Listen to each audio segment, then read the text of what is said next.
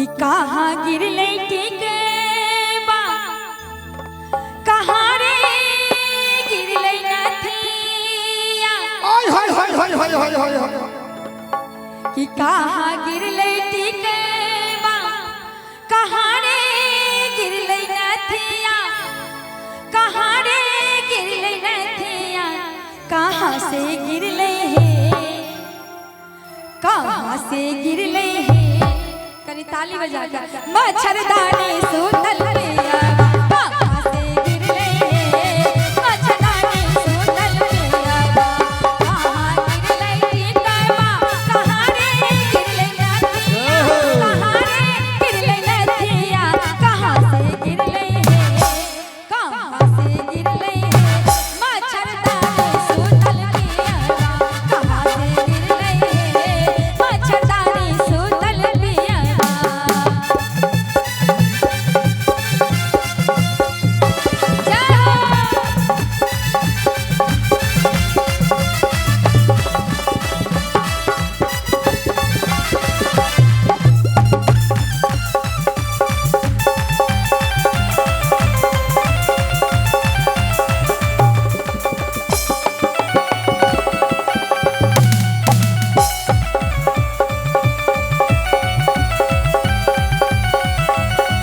सास के भेटले नथिया ननद के भेटले झुमका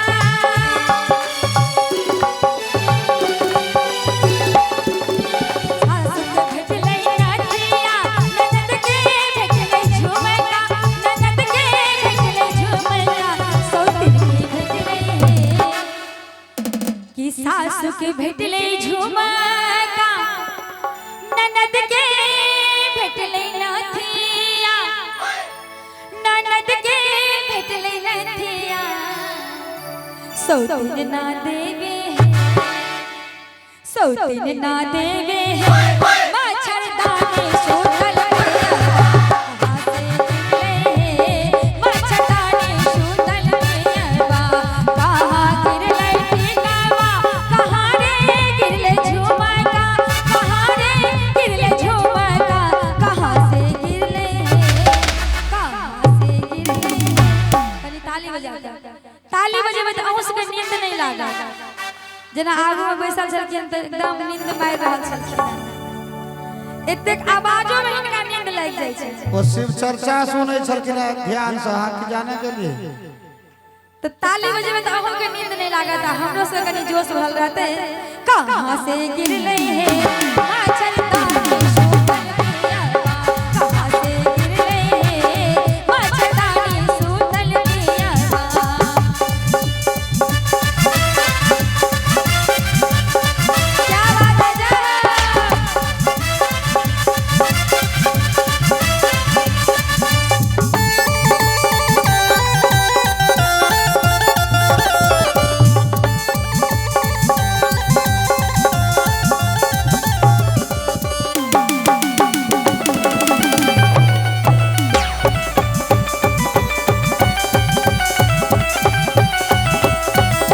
और यही के संगे कहे जाते पनिया के जहाज से पलटनिया बन अइहा पिया पनिया के जहाज से पलटनिया बन अइहा पिया ले अइहा हो क्या कि हर कंगना झुमका नथिया सब हेरा गेले ते कहे छथि कि ले अइहा हो ले अइहा हो पिया चूड़री पंजाब के ले अइहा हो पिया चूड़री पंजाब के चूड़री पंजाब के हो चूड़री पंजाब के ले अइहा हो पिया झुमका पंजाब के ले अइहा हो पिया झुमका पंजाब के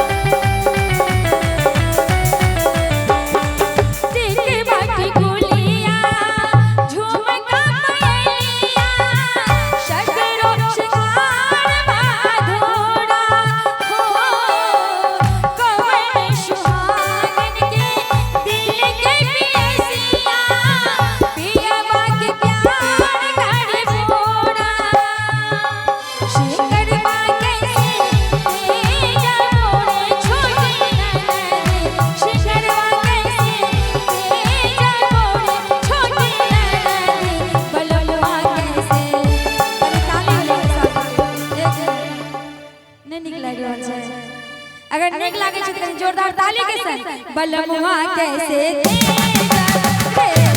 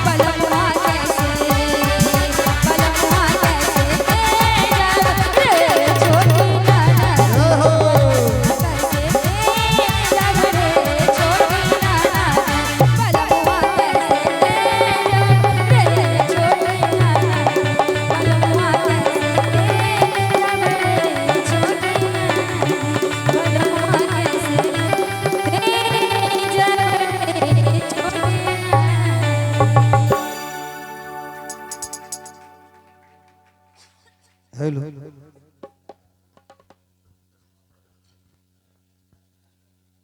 और बड़ा ही सुंदर अपने समस्त लोग हैं ने